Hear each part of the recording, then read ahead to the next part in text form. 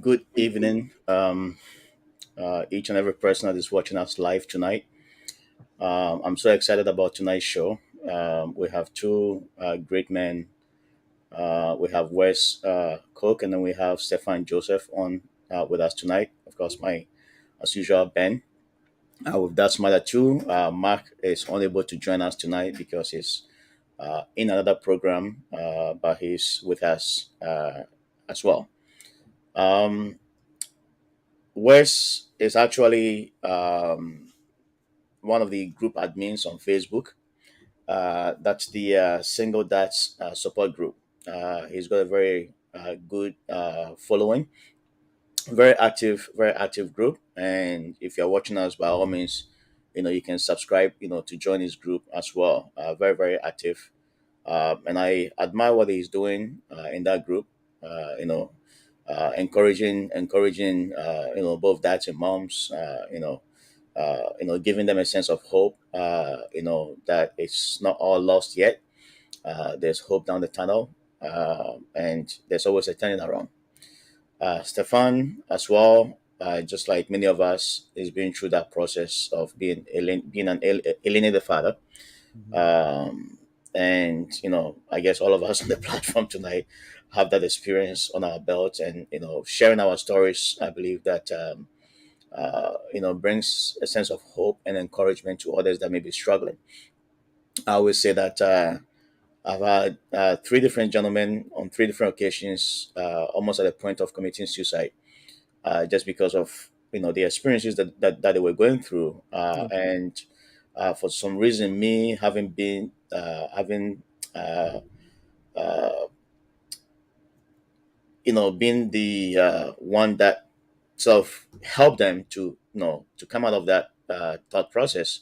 I always use them as a point of reference, to encourage other dads and moms that are being alienated, that there's always hope.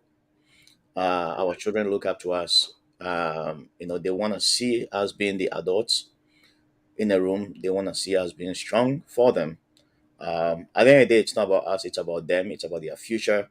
Our goal as dads and moms is to see them being very strong, very influential, and very important, people in our societies. And so I'm very excited to have Wes and Stefan join us tonight. Stefan is also a youth pastor as well. I believe that's where God took him after the experiences that he had in life, just like me. And it's always a blessing. It's always a blessing to be Yeah. plugged into the things of God. Mhm. And so, if you are on with us tonight, feel free. If you have any questions for Wes, any questions for Stefan or myself, please feel free to comment it. In the comment section. I'll be able to see them. We are broadcasting on almost about five Facebook pages, YouTube, Instagram, and Twitter as well. So we'll Mhm. be taking all the questions that you may have, and I believe we all have some level of experience that we can put on a table that may be of help to somebody watching us tonight. So Wes and Stefan, thanks for taking the time to join us tonight. Thank I you. truly appreciate that, and I believe that whatever you share tonight will be very impactful, and you know turn somebody's life around. Yeah. Yep. Looking forward to it. All right. Yep. So, Wes, I'm gonna basically start with you. I know you have a very huge Facebook group. Very sizable following. How did you get involved in this movement? What was the rationale behind that group that you have?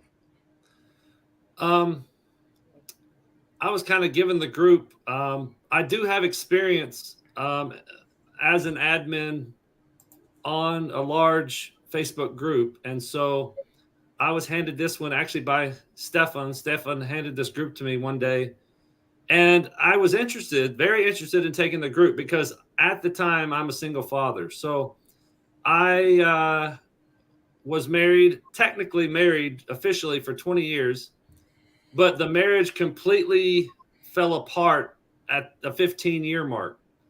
Around 15 years, I believe we were physically separated in the house. Mm-hmm. I started sleeping downstairs, and you know, my ex was upstairs in the bedroom, and I would sleep on the floor downstairs. I'm a Christian, so for me, I did not want a divorce. I didn't know what I was going to do. I fell in complete hopelessness. I just felt trapped. Um, I didn't know what to do.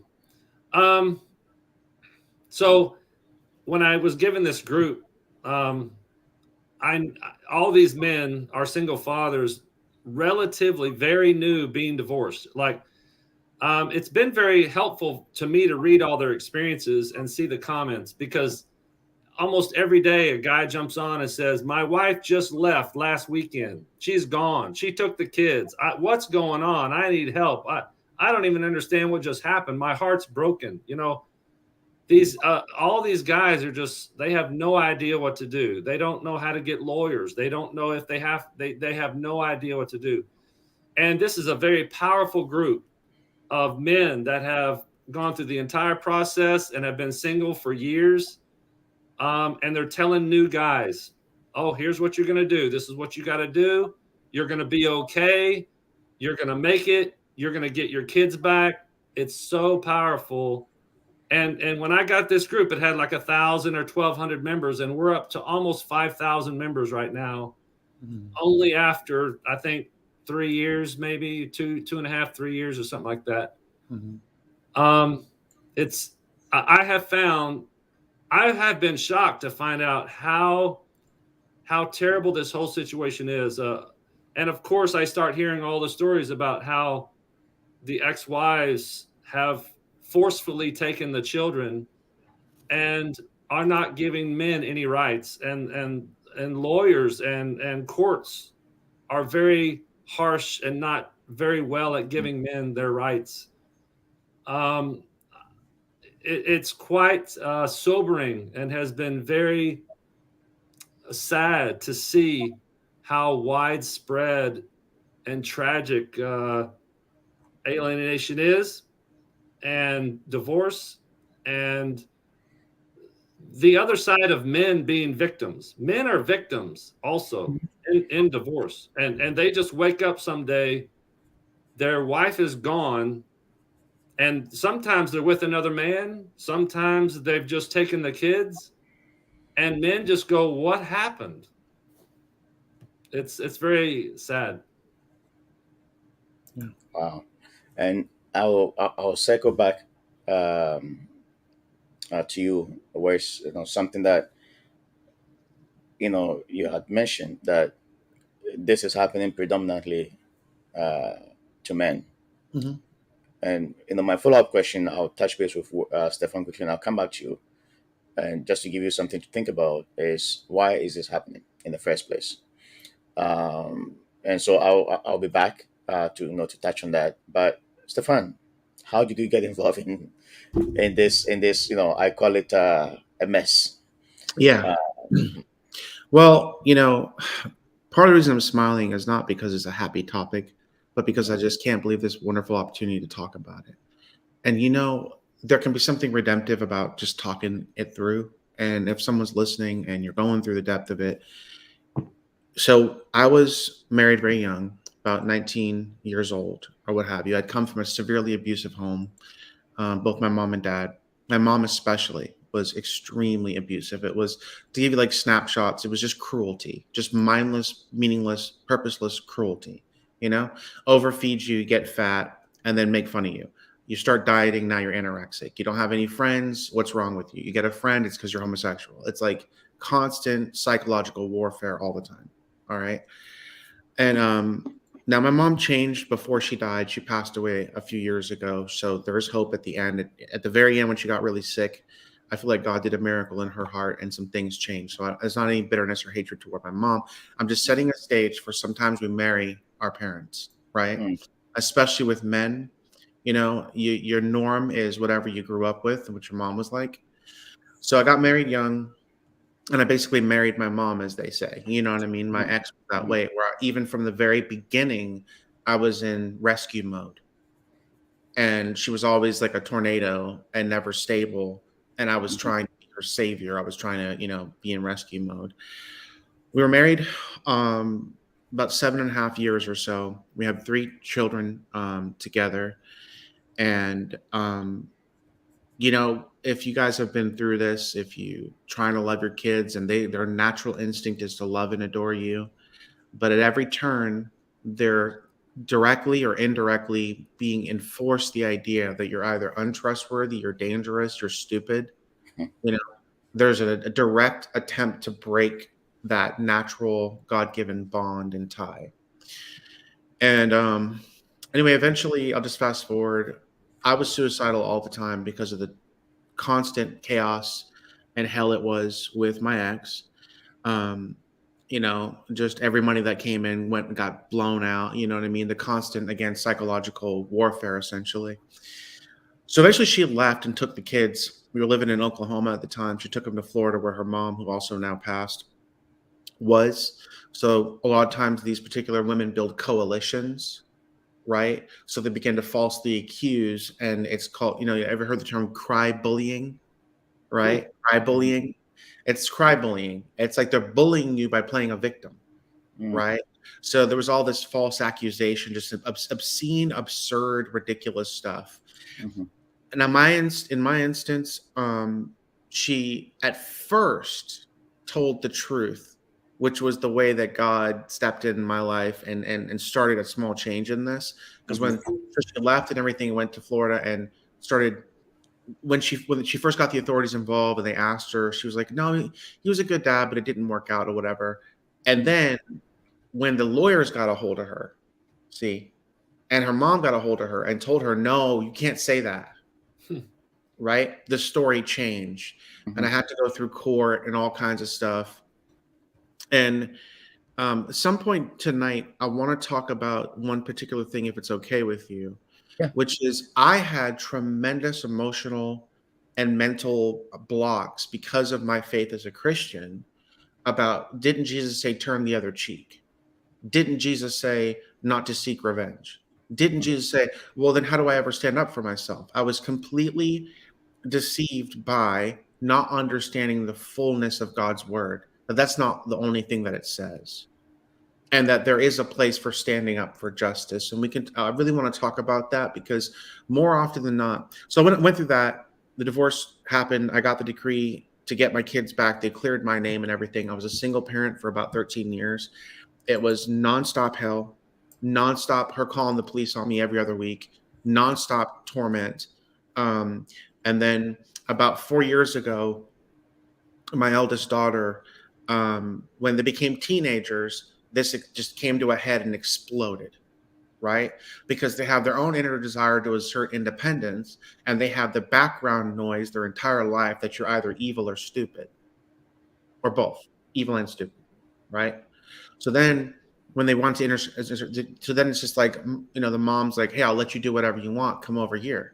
You know what I mean? Homework, your dad's a tyrant for making you do homework. Literally. Literally. It's abuse to say you should clean up your room and do dishes. This Mhm. kind of psychological warfare. So my daughter at 16 cut me off. It was right after my mom passed away and she didn't want to go to the funeral. And it was just crazy, man.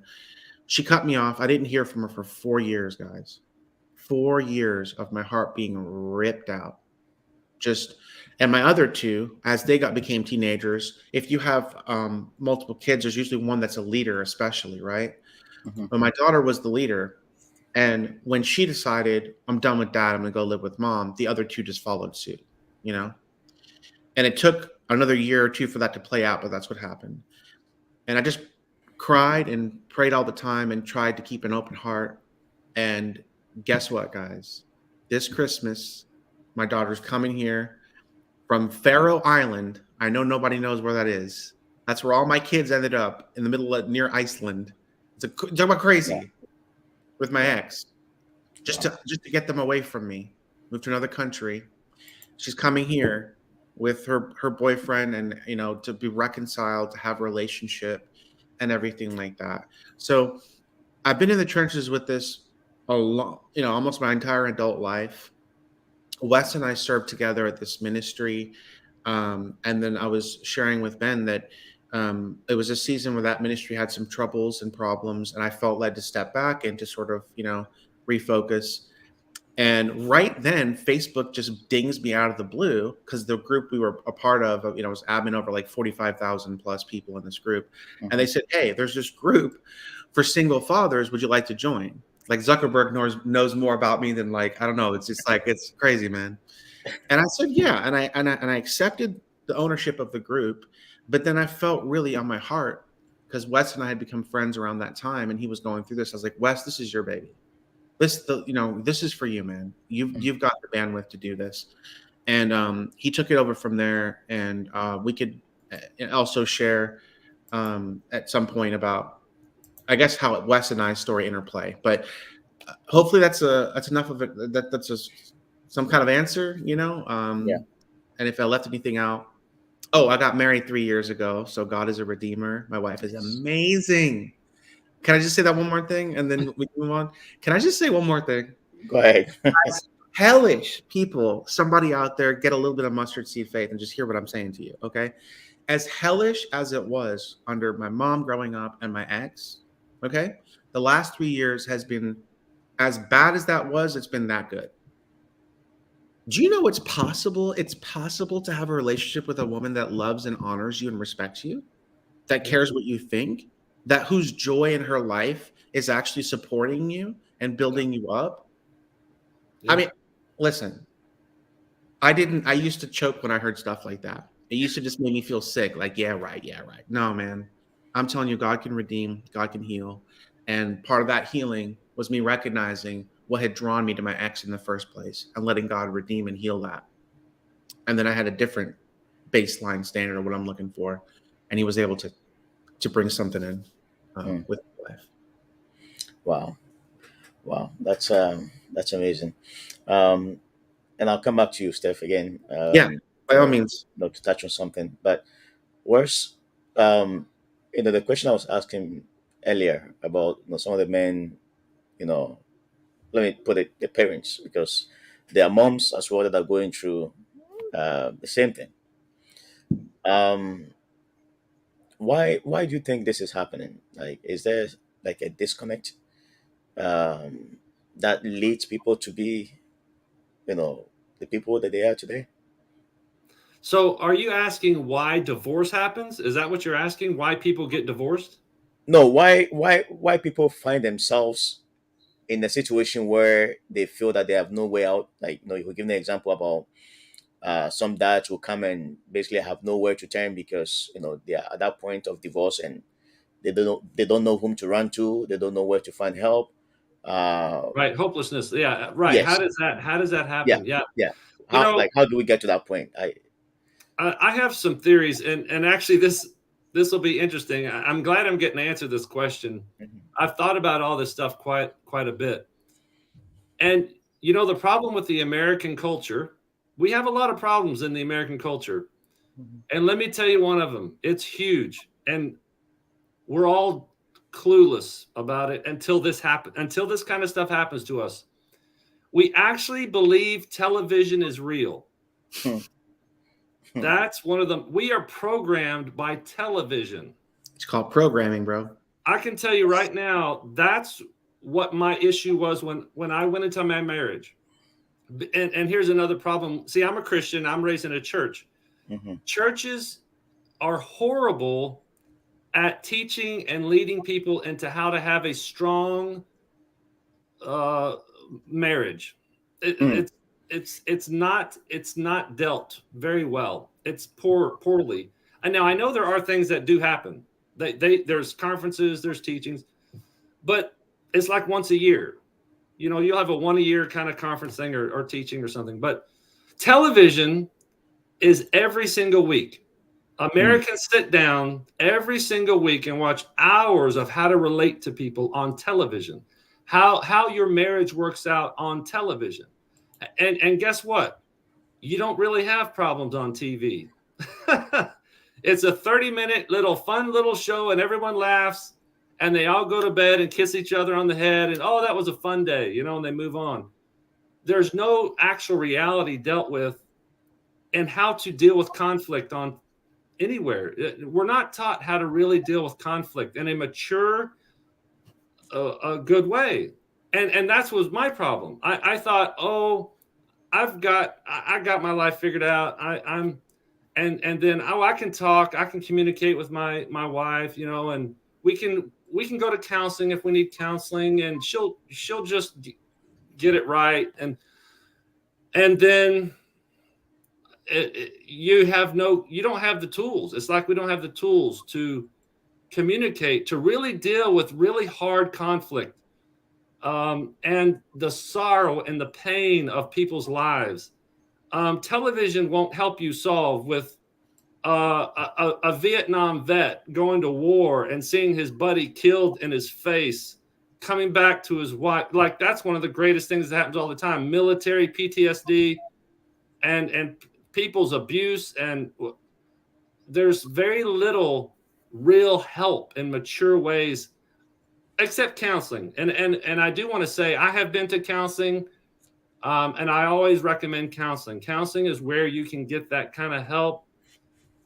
But that's what I would answer. That is, our culture is not set up. Even the church does a poor job, I think, preparing people for the hardship and the abuse of this world. That's what I think. Mm. Thank you, Stefan. I know you wanted to say something. I Yeah, could yeah, I'm eager. feel I'm you. eager. Yeah, That's why I don't talk. I wait for you to just ask me because I'm bursting at the seams with some of the yeah. stuff. Go ahead. Yeah. Listen, it is deliberate. Okay, I'm not getting political here, but you can. It's very simple. It's a very simple question.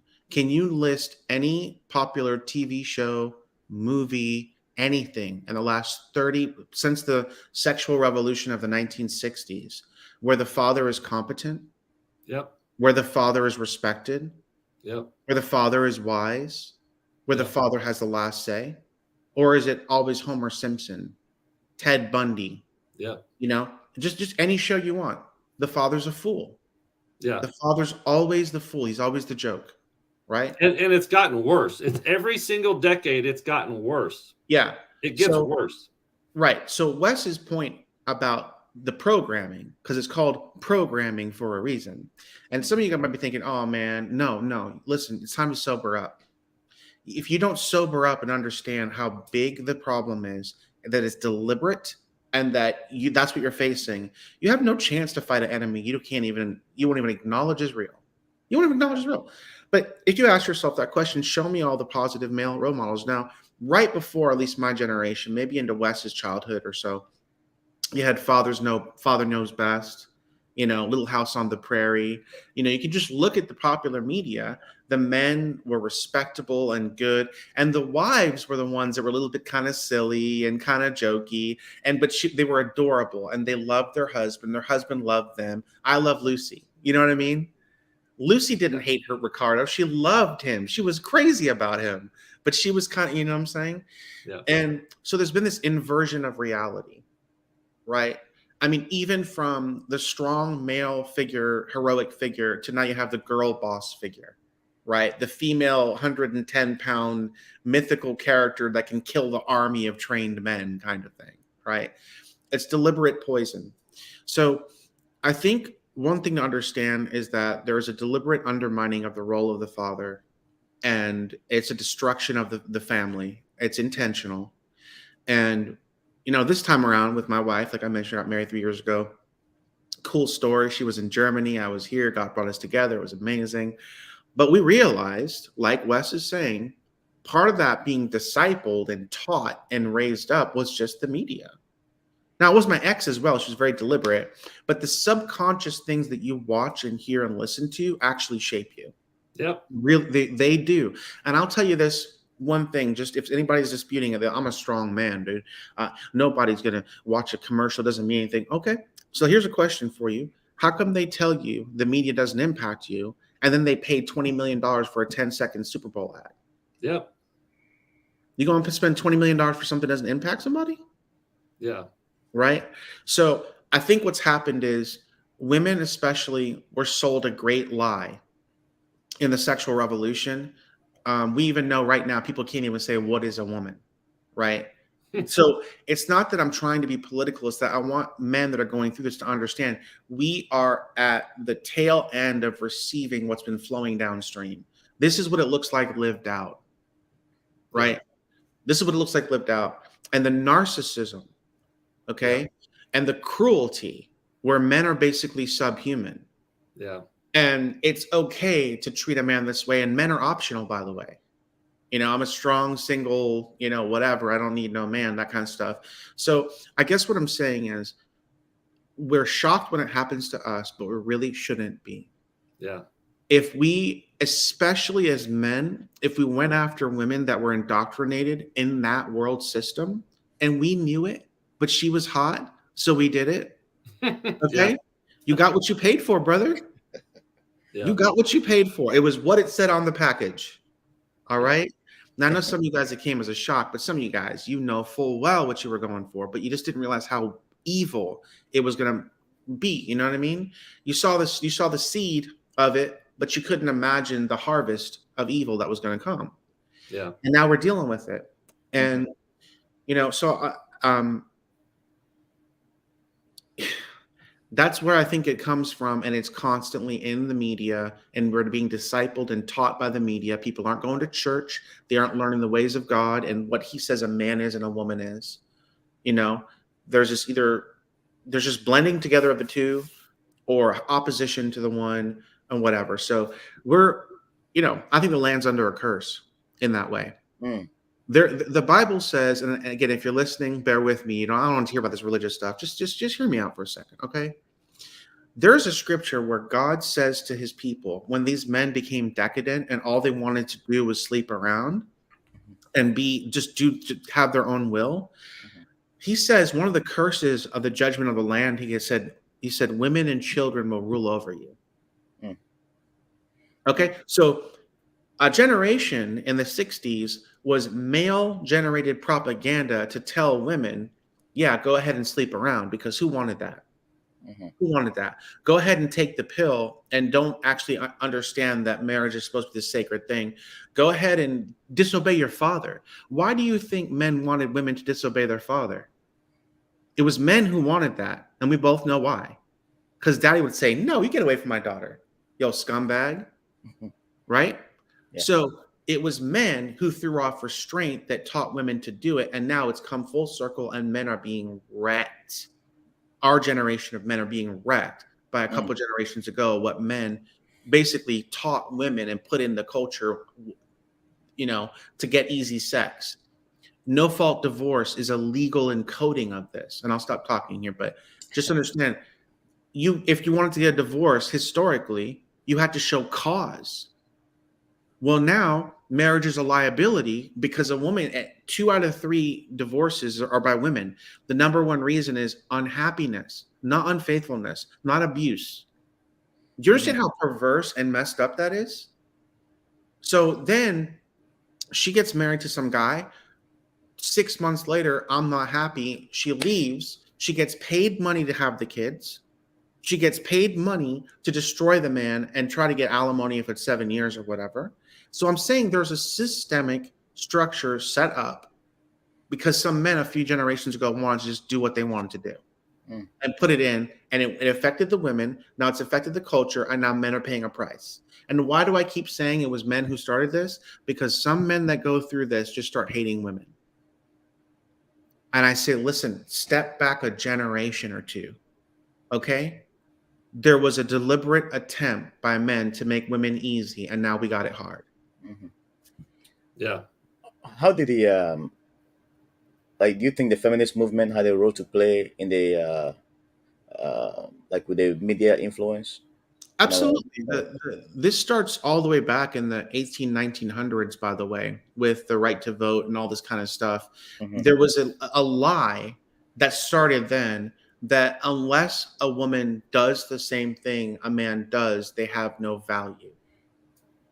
So it was a destruction of feminine beauty and value. and worth, a destruction of the idea of being a wife and a mother as a glorious, beautiful, valuable, the cornerstone of society.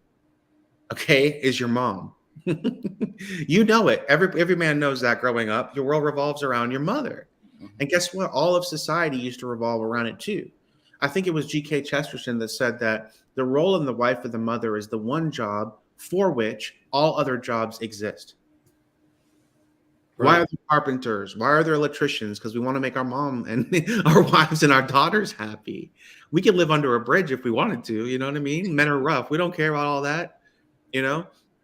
Mhm. So yes, there's been perversion and undermining. It's in the churches, right? Even though I'm a Christian, and yes, I serve as a youth pastor, a young adults pastor, and everything. I got to speak the truth. Yeah. Where people think unless they have a title, they don't have value. Okay, unless it just doesn't make any sense. So yes, sir. I think it goes back quite a long way. The destruction of female identity as valuable in and of itself. Mm. Let Go me ahead. say something because I'm Go ahead, Wes. Mhm. directly connected with this. This is something that my ex jumped on because when I married her, we were Christian, but this is something that she rejected and decided that men, period, are just evil and wicked. And she thought that just all men are rapists and use and abuse women. That's what men are. All men just use and abuse women. You can't trust them. They're all rapists. I do want to point out I never had an affair with my wife, so I was not an example to her of that. I Right. was I was not abusive to my wife or my children.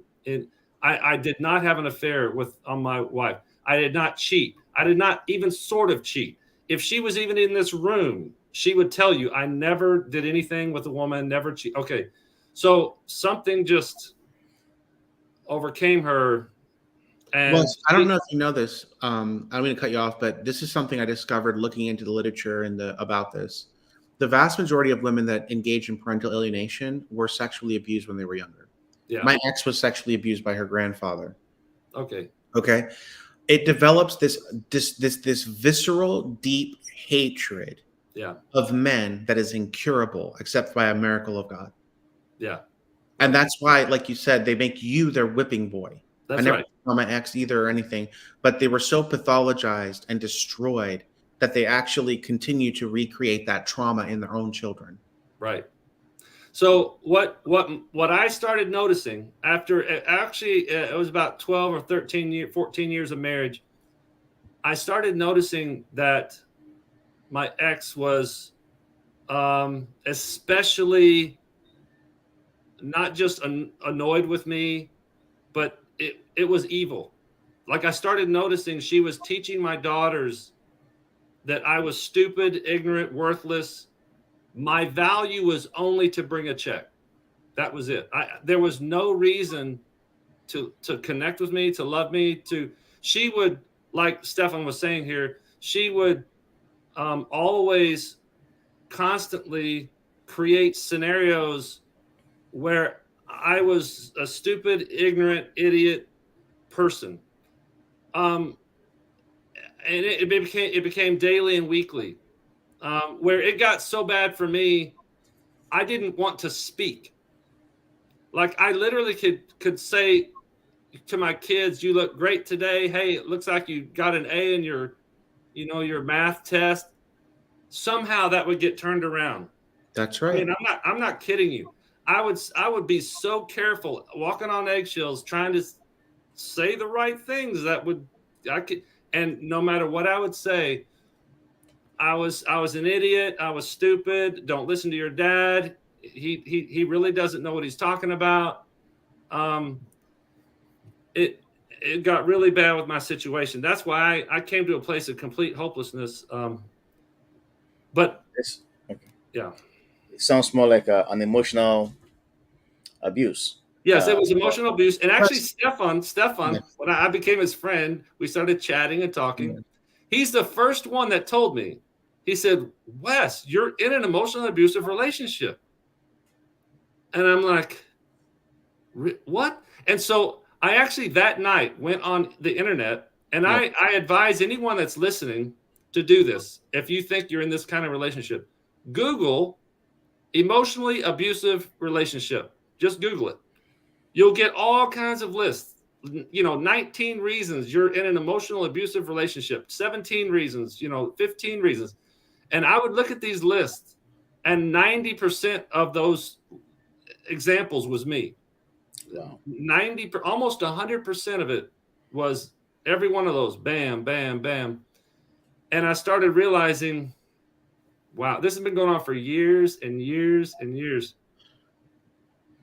I'm gonna there was a comment that was trending on the fatherhood movement page. That's Max Facebook group. It touches on what Wes was sharing earlier on about the role of a dad being just a provider, right? And I made a comment, but I just wanted to share that that statement that was made, and also my comment that I made. I'm just trying to see if I can find the slide here. It's let me see if I can pull it up. It's a PowerPoint slide. I don't know if um, just see if I can share. Just one sec. I know I have it here somewhere, but I cannot show it. But it's a very interesting um, statement that was made, um, which I Is this the one attempted. about children and dogs are loved unconditionally? Men are only loved if they provide something. Is that Yes, yes. comment? Oh, you saw it too, right? Yeah, I'm look. I pulled it up here on the comments. Would you like me to read it, or if you can't Yeah, find it? sure, sure, sure. Sure. This is from I support equal shared parenting legislation. They said children and dogs are loved unconditionally. Men are only loved if they provide something. Response: unfortunately or fortunately, that's how God designed it. We're to provide and also be the foundation of our homes and families. Without men, the home can never stand. Men, dads, are destiny givers and the ones who release God's blessing on the children and direct them in life. A lot of homes are a mess because daddy is not present as designed by the system.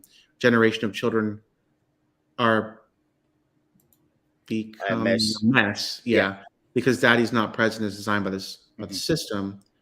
Um, generation of yeah, more or less be saying yeah. Yeah. So that was a Yeah, statement I made. That was a comment that I actually responded to. I was the one that was using that I support the equal share parenting. Okay. So I made that. I commented on that one, Mhm. and I just wanted to hear your feedback on that. I'm trying to pull it up on the screen, um, but somehow I'm just struggling to get it. Um, I see but your comments. I see dads matter too comments.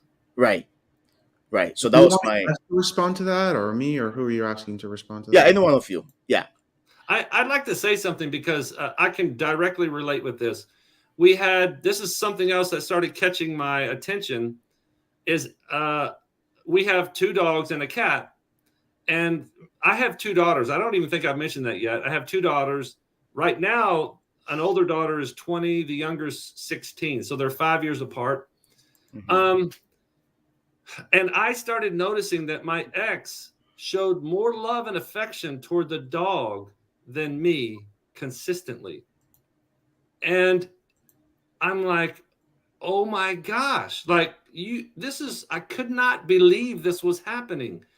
Um, that, like, this is going to blow your mind.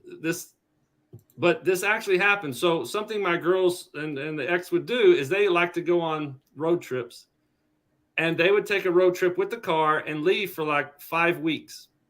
And I couldn't do that. I can't take 5 weeks off work. And it actually was another reason to get the girls away from me. It was a very smart ploy that my ex would say, let's go on a road trip. And they would go for 5 or 6 weeks. And it was just mom. And she had all the influence and all the control. And I was left home. This is when things were really bad in our relationship. Well, and I knew that was going on. I was aware that she was separating me from my own girls. And well, I was amazed when they would come back after 5 or 6 weeks. And there was so much programming that the girls and my ex would not even acknowledge me. Very, very little. Like they would just go, hey, our luggage is in the car. Can you help unload the car? My wife, my ex wouldn't even give me a hug. She would, oh, and here's the dogs and the cats. And they would give hugs to the dogs and the cats and kiss them on the face. And just, it's like I was a butler. And Yeah. and that's when I started talking with Stephan and realizing he would say, "Man, you're in an emotionally abusive relationship." And anyway, it's amazing how evil your relationships can become. Yeah, so I managed to get a question and the response on the screen. So the initial question was: children and dogs are loved unconditionally. Men are only loved if they provide something. Yep. And I actually responded to it, from a biblical, perspective as to the role, what the role of a father or the role of a man should be. And I was throughout the day, I was monitoring the responses on the page. But having read this, do you think we are sort of part of the problem? Like, putting ourselves down. Are you asking Wes or me or? More to you, Stefan. Okay. Um, I think there's an element of truth in what you're saying, and that women inherently have value for being, right? When you look at a woman, she's beautiful, therefore she doesn't have to, she just has to be, right? That's part of her being. A man has value insofar as he accomplishes. That's just a brute reality. If you don't actually accept the adventure of growing up, taking on responsibility, accepting hardship and everything. But the problem is, our society and what people are dealing with is we're pretty good at telling men you should be responsible, right? But you also have no rights. And we're horrible at telling women you have all these rights, but you have no responsibility. If you were to ask some of these brainwashed women, what are your responsibilities as a woman? That very question would cause their brain, their soul to explode and melt. You ask the average guy, like, what is a guy should be responsible for? Like, well, I should have a job, I should take care of the kids, I should just, right? I want to be really clear here. One of the things I've seen, do you have your permission to kind of talk about how this plays out a little bit? I don't want to. Yeah, go ahead. Mhm. All right. One of the things I really see is that these predatory women specifically will choose guys with a tender conscience and a strong sense of responsibility. Yeah. Listen, I see this over and over again because I was that way. I'm not saying I'm not, with my current wife, we're happy, we're good, right? But I'm saying she sought me out in a certain way. She identified this guy was going to keep his word no matter what. He wasn't going to cheat on me. He was going to work hard, everything. Cool. That makes my life easy, right? It was a give and take relationship. I like to give, she liked to take, right? That kind of thing. So what ends up happening is a guy with a strong sense of identity as a man and a strong work ethic as a man, she will use that against you Yep. and emphasize your responsibilities until the point that you break and you're almost suicidal, and Yep. never give you your rights and honor as a man, Yeah. right? As God intended. And one of the things to compound on top of that, so there's a personality type as a man where they're a provider, they're a giver, they're generous. If you compound on that, and I mentioned this earlier, I really want to hit this because I've seen this destroy people. If you are Christian and you do not know your Bible very well, you only know it surface level, or even if you know it okay, you're going to end up getting tripped up because your ex will be doing these horrible things to you and your children, and you're talking about turning the other cheek. Okay? Let me be very clear of why that does not apply. This is Psalm 82. And one of the verse 3 says, defend the cause of the poor and the fatherless, vindicate the oppressed and the suffering, rescue the poor and the needy, deliver them from the power of the wicked. And also Psalm 10 is very similar. There's a lot of scriptures. So what I'm trying to get at here is that, there is a calling. If it was just you and somebody was being mean to you, essentially, if you felt like turning the other cheek, it's your cheek, you can choose to turn it. But when there's children involved, It is not your cheek to turn. It is your job as a man to protect those children. They come before resisting your ex. You have to stand for justice. And this is one of the biggest things I've seen, not just with Wes at the time. I had to go through this. I have another friend, I won't drop his name. I've known several guys. I mean, over the years, I've had the opportunity to talk to a lot of different men, and they can't seem, especially if they were in the church, right? They can't seem to understand there's a difference between the personal ethic if someone's offending you and if someone's offending a child, and they're abusing your children, guys. Yep. Jesus said it's better to have a millstone tied around your neck and be thrown to the depths of the sea than to hurt one of these little ones. So your calling is to stand up, yes, if you love your children, to stand up to the abuse. If I could share a little bit about what was happening with Wes at the time, because he's here, he can talk about this. He would talk to me and she would run the man down into nothing. Okay? He couldn't even talk. If Wes is okay if I share some of this. Yeah, yeah. Wes was so broken at the time, brother couldn't even talk without apologizing. Yeah. Every time he said something to me, he'd say perfectly rational, normal thing to me. I think the sky is blue. And then you know what he'd end it with? Whatever. You know, like, whatever. I mean, the guy's just so broken, he couldn't even make a simple declarative statement. It was like he had to dismiss himself continually. Yeah. When I was talking to him one time, I said, Wes, let me ask you a question. If I told you there was a woman that was being treated the way that you're being treated, and I went through all the things she was doing to him, okay, the isolation, the verbal denigration, the emotional abuse, the separation, I went through this whole list. I said, is that woman being abused or not? He goes, clearly she is. She is. I said, and so are you. And that was the day where I said to him, Wes, brother, you're in deception. You need to go online and look up an official source about what psychological emotional abuse is. And I want to say this other thing. When I was going through the depth of it, when my ex left and kidnapped my kids, I didn't see him for almost a year and a half. All right. I didn't know what to do. I was traumatized. I went to my church. In this instance, thank God for a wise pastor. I told him what had happened. You know what this guy did? He reached into his drawer. He wrote me a check for $1,500, and he said, go hire a lawyer or you'll never see your children again, and you need to be there for them. Thank God for a wise pastor. Mm-hmm. And I'm just saying there's a lot of men out there that are foolish because I know a guy right now. He's still making the payments on the house that his ex-wife took over and lives with another man, and he can't see his children, and it's been 5 years. Because again, when I talk to him, I get just a bunch of spiritual mumbo jumbo, right? And the man's being abused, and he thinks that's somehow what God wants. It's like, no, actually, when you're being abused, you need to stand up for justice and righteousness, and you need to stand up for your children most of all. So I just wanted to say that when I shifted my mentality away from just I can put up with it, I can deal with it, to this is bad for my children, when I realized I had to fight for them, something really shifted. Yeah, I want to say that this was significant for me too. When Stephan started sharing with me that I'm an emotionally abusive relationship, I started doing the research. I found out, I wanted to add, I've seen in some comments that I found out my ex was a narcissist, a full-on 100% narcissist. And I would encourage all the listeners, everyone should know what a narcissist is. I did not know until this happened to me, even what a narcissist was. I've never even heard of it, never studied it, didn't know anything about it. A narcissist, everyone should know what a narcissist is. Please research this. But I'm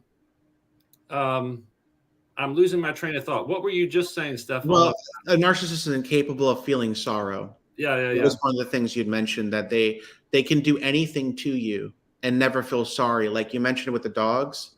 Yes. Like my ex got the kids a dog because they said they missed daddy, and she named the dog Daddy. Oh, come on. Are you serious? Yes, this stuff happens. It is pure evil. And let me say something else. If I did a lot of research on narcissism, narcissists in their current mental state cannot love. They cannot love. What they have done is mentally created it's a protection. This is why they think it's good. They have decided the only way I can exist is to protect myself from everyone. even their own children. And this is what I was remembering I wanted to say. I finally realized that my ex, this is what she kept pushing to the kids and making me feel like an idiot. She kept saying and feeding them propaganda that she loved them more than I did. She would constantly prove this, that somehow I did not love them or hardly at all, or didn't, but mommy did. Mommy loved them way much better and I was a terrible father, did not love them. And anyway, this is where I started realizing, and I started studying narcissism, and I started finally understanding that actually it's 100% opposite. I found out I loved my girls more than she did because she was isolating the girls from their father. She was teaching her own children they didn't need a father. And I knew that was pure evil. I'm like, no, it is an absolute fact. Children need mother and father. And actually, I'm still going through this. I just got a subpoena. I've been separated physically for 3 years. I have visitation custody rights with my younger daughter, who's 16. My ex has just sent me a subpoena in the last week and a half that she wants to take away my custody visitation rights. So I'm going to have to go to court because she's trying to make up something that things have changed, and I shouldn't have rights to my daughter. So it's there, and it's totally, completely justified. My 16-year-old daughter, in her head, she has convinced my 16-year-old daughter that this is completely valid and does not need to be living with me. She is completely convinced of it. And can I say one thing to give some people some hope and some good advice? I wasted $20,000, $30,000, $40,000 on lawyers, whatever. If I could save your life and your time, number one thing, do not hire a law firm that does not specialize in men's rights. Yeah. I am dead serious. I'm telling you right now. It's as simple as a Google search, men's rights specialist, and find a lawyer that specializes, doesn't generalize, but specializes. I wasted so much money, and these lawyers really didn't have a passion about it, really didn't care. They really didn't understand the kind of destruction that can come into a man's life if someone doesn't absolutely aggressively advocate. Because one of the things that happens is your self-identity is so destroyed, you're tired of fighting. Yeah. Maybe we can compromise. Listen to me, somebody. Those children are under attack by an evil force. You can hope your ex will get help. But like Wes said, if you understand the kind of sickness that they're under, there isn't love there for them. No. Their entire world revolves around destruction. I'm sorry that that's hard to deal with. We have a very hard time as human beings actually believing that actual evil exists. Yeah. I'm telling you. Like when I just told you that story about what she did with the dog and named the dog Daddy, because you have a conscience, because you're a normal human being, you're like, how could someone possibly do that?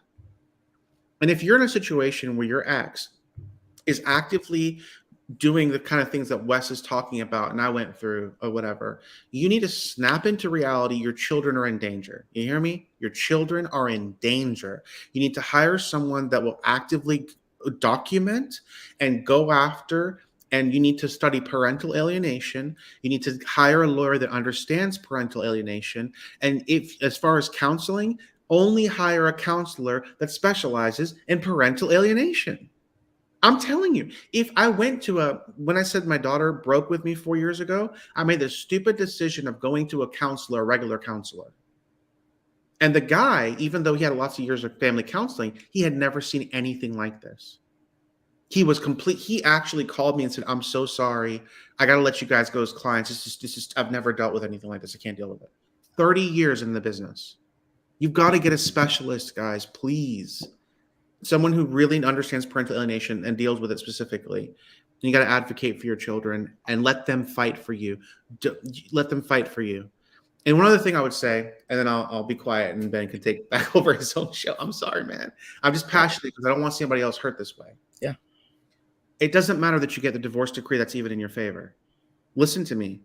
Even after you spend the money, even after you get a divorce decree that says you're supposed to have them this day and this time, that's when the fight even begins. From there, it is cheap, if not free, to go onto your state's website, look up contempt of court form.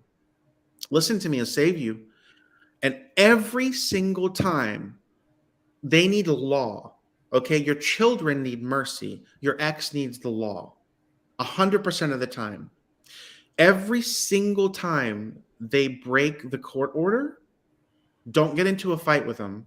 Document it and send off your cheap little letter to the court. And when you get before the court and the court realizes this person cannot help themselves and will keep breaking it, that would be the end of them. They'll either end up in jail, they'll either end up paying a fine, or they'll realize the stove's hot, stop touching it. That'll keep you from doing anything stupid. That'll keep you from living in frustration, and it'll protect your children.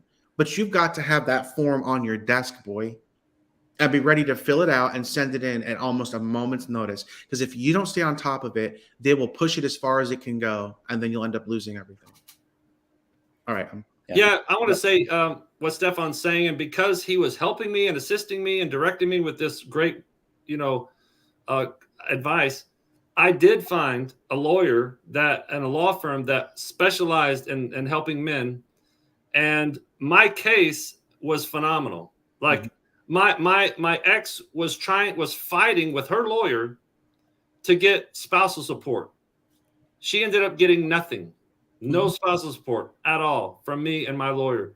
I also, my spouse wanted, or ex wanted, most of the custody visitation, and I got 45%. It's like she's 55%, I'm 45%, and that was basically, I limited that because I had a job and I couldn't keep her that long, but 45% was a lot of time with Lily, with my daughter. So, yes, I just want to advise you need to find a specialist that understands father's rights, and even child alienation.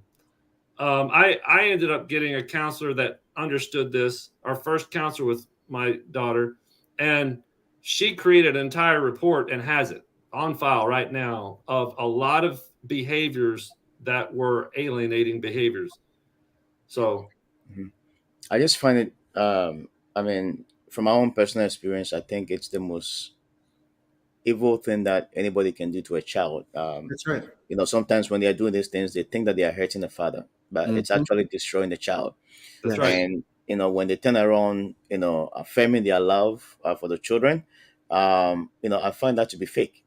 Fake in the sense that if you truly love a child, you wouldn't hurt the other half of the child, and that Yep. is the father, right? You are basically telling the child that the other half of you Yep. is no good, it's useless, Yep. right? And that is very wicked, because this child is going to grow up struggling emotionally.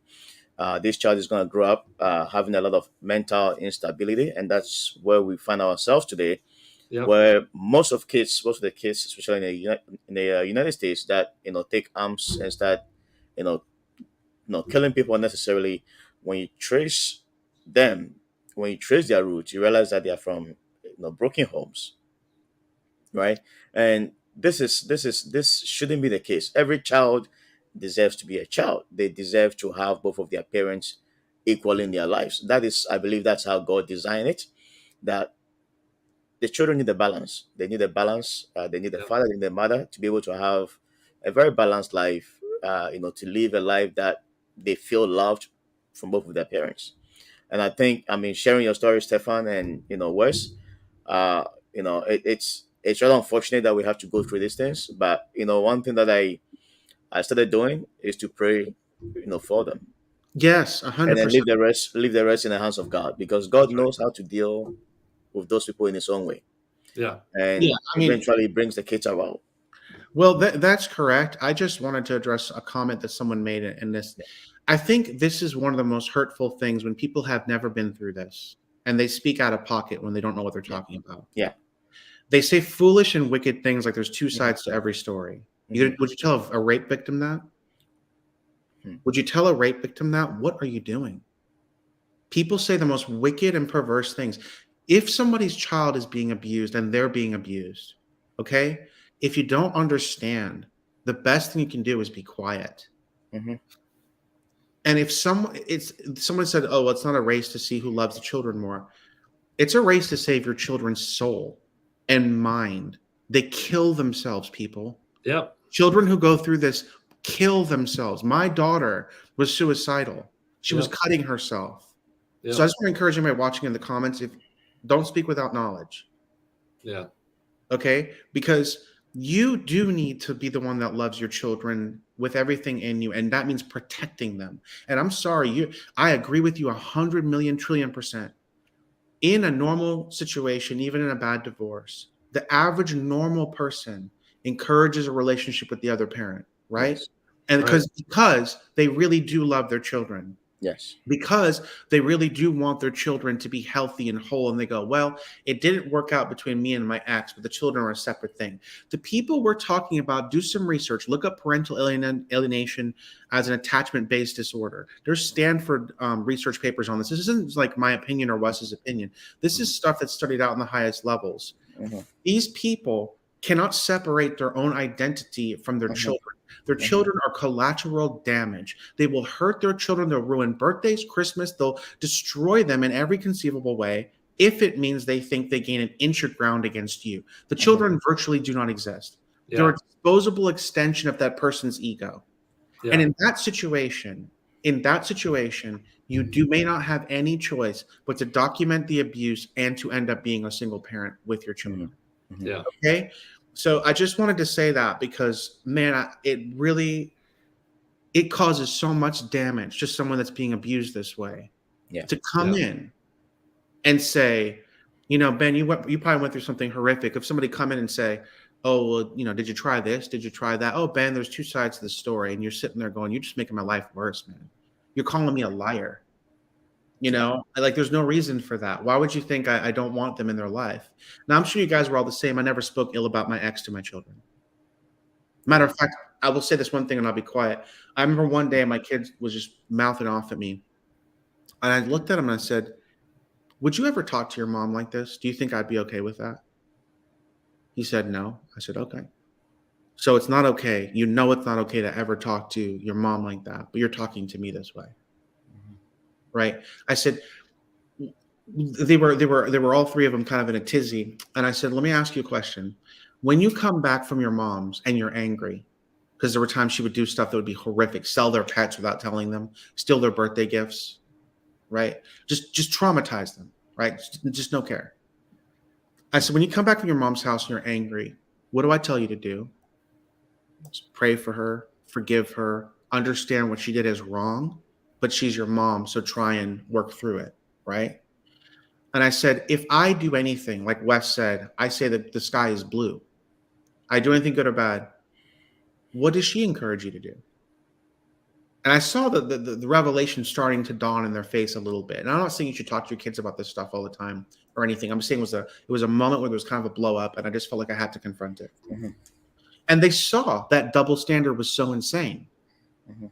Like, wait, she can do no wrong, you can do no right. I'm like, supervillains only exist in comic books. Right? And so I don't know. I get that was a bit passionate. I'll back off, but I Yeah. just want to make sure we're not piling on hurt and abuse on people that's already been through something. Yeah. Yeah. And I think the key that I'm learning as I'm helping out on this site, with the single fathers, and I'm seeing their stories on, and Stephan's story and my story. This is something else, is that people really don't know what narcissists are. People are clueless, just like I was. Everyone should do a study on narcissism because it's very serious mental issue where they don't have the capacity to love. And it's exactly what Stephan said. The children are an extension of their ego. They're not even individual precious children. They're an extension of their ego. Whatever they need to press themselves up, they will do and crush children. And it's important you understand the trauma your children is going through, because I saw another comment, and I'll be quiet. I'm sorry, Ben. I'm a little bit. I just can't believe some of these comments. They're like, oh, well, the children are just cutting themselves because both parents are fighting. Foolishness. No. We're talking about deliberate psychological abuse of a child where the parent is undermining their very identity, gaslighting them, and causing them to be suicidal, isolating them in their rooms, for example, isolating them. When you're in a marriage like that, you're not allowed to have friends. You're not allowed to have anybody else that matters. People just don't understand, man. They just don't get. This is why the abuse compounds on people who have these relationships. Women who, if you, think they can understand it more. Think of a woman who's with a guy, okay, who doesn't let her have friends, doesn't let her talk to anyone, doesn't ever tell her she does anything right, runs her down constantly, gaslights her, right? And then in that situation, she starts self-harming. She's a victim of abuse and she's overwhelmed. How much more a child, a little child, right? It's not because two parents are fighting. One parent's fighting for the life of the child, and the other parent's trying to kill the child. And the other parent, they don't care, you know. And I'll leave it be. But man, I'm sorry, my heart's Yeah, so. no worries, no worries. Like one of the things, just my my advice, and something that you had mentioned as well, Stefan, Hmm, is you never share what you're going through with somebody that has never been through it before, that's so true, man. because they will never give you a good advice. They will never tell you anything sensible.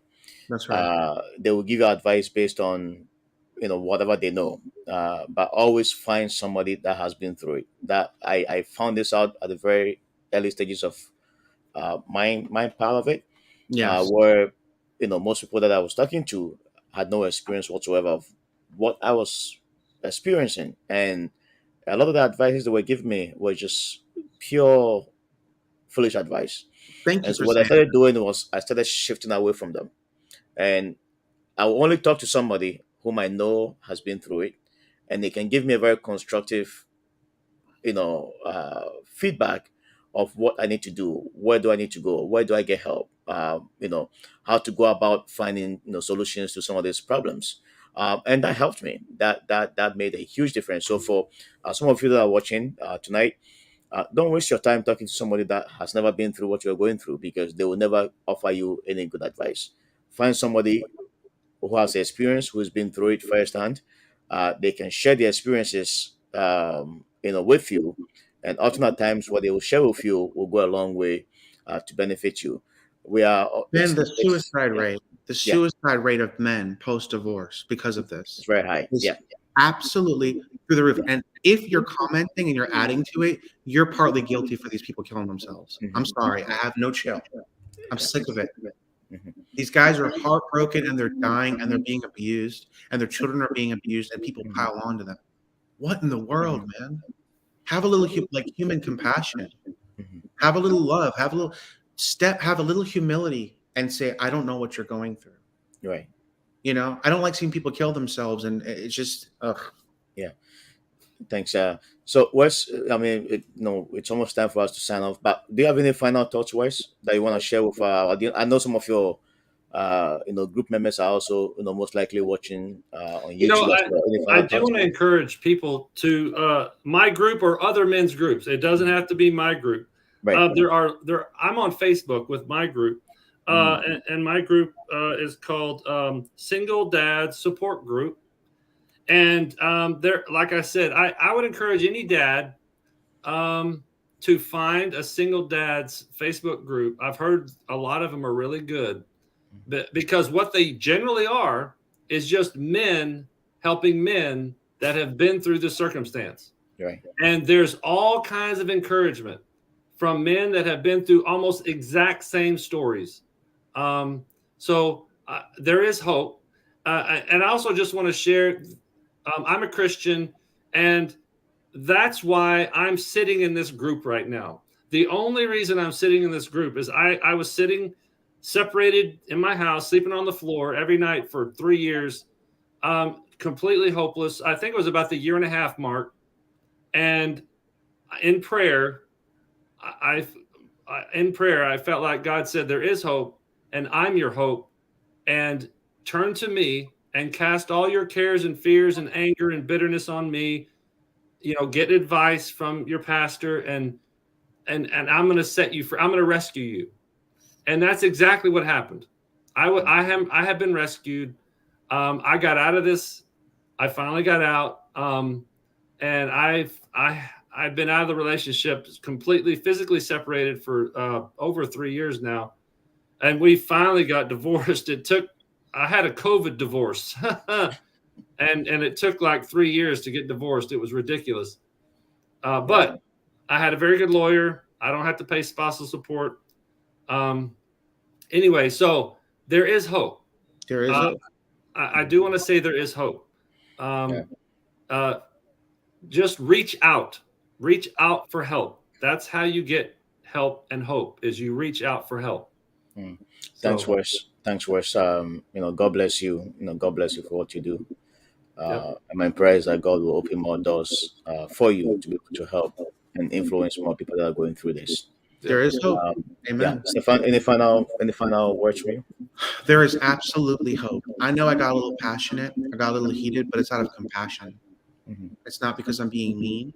It's because there's some guy watching this and you can't even open your mouth because you're getting piled on and you're already full of anger and sorrow and everything.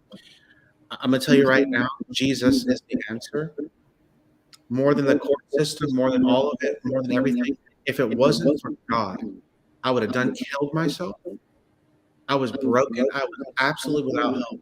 If it wasn't for God putting it in my heart that there was going to be hope. And let me tell you something. I, the fact that God rose me up out of that when I had nobody to speak life into me for a while,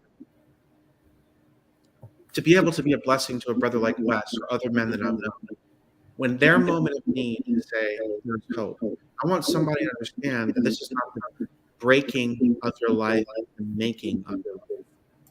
That was the word of one of my elder sisters in God. She was like 80 something years old. She said, this is not the end of your ministry in your life, it's the beginning. And I couldn't believe what she just said to me. I thought my identity as a man was blown, as a father, as a husband, as a Christian, as a person. Just because you're going through this doesn't mean your identity is invalid. So there's hope, there's love. Reach out to Wes's group, this brother Ben, I mean, what a heart, what a godly man. And get some hope in. Go to a church, get some counsel, get around people that are going to talk some sense to you. Don't get around people who are going to stop off and talk out of their neck. It'll make your life worse. So, Thank you, Stefan.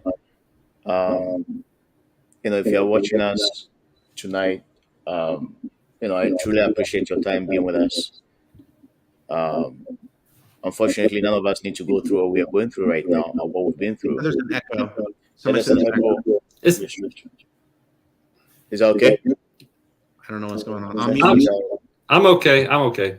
It's you okay, okay. Ryan? Okay. I'm just trying to find out where the echo is coming from. I don't hear an echo. It's good. Okay. Um, okay. So I'm just praying that at some point all of us find healing as we go through this process. And the only one that can bring about that healing is God. There's no other source that I can suggest to anybody else, but it takes prayer. It takes having a relationship with God to get to that point of healing. Thank you all so much for spending that time with us tonight. We are back again next Sunday, and I would love to have Wes and Stefan back again at some point. Anytime, sir. Yep. At your service. Yeah, thank you so much for your time. But please stay on, Stefan. Sure. And Wes, don't sign off yet. I'm just gonna, go offline, and I'll join you guys shortly. Okay. Yep.